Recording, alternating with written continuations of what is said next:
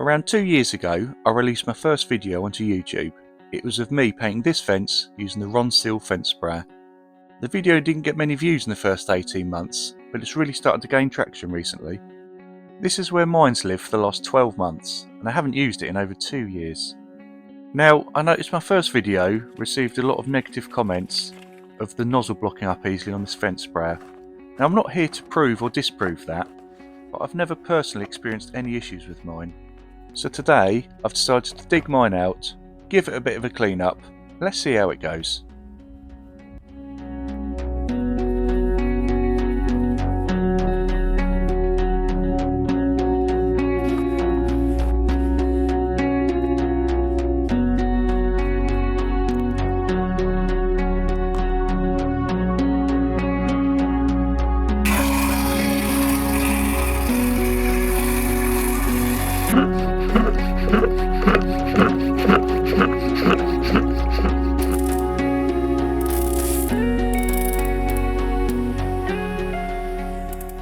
With the exception of colour, I think most fence paints are fairly similar, but this is what I'll be using today. It's Ronseal One Coat.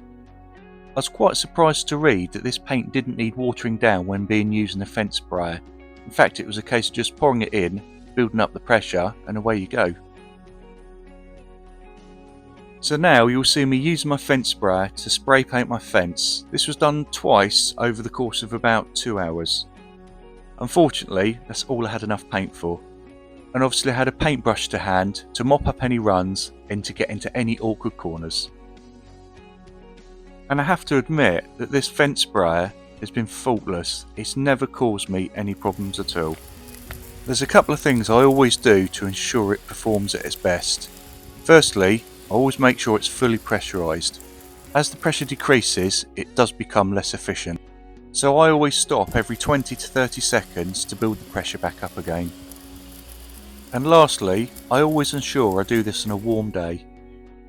I really do think this helps, as it prevents the paint from being too thick and gloopy, which can potentially block up the nozzle.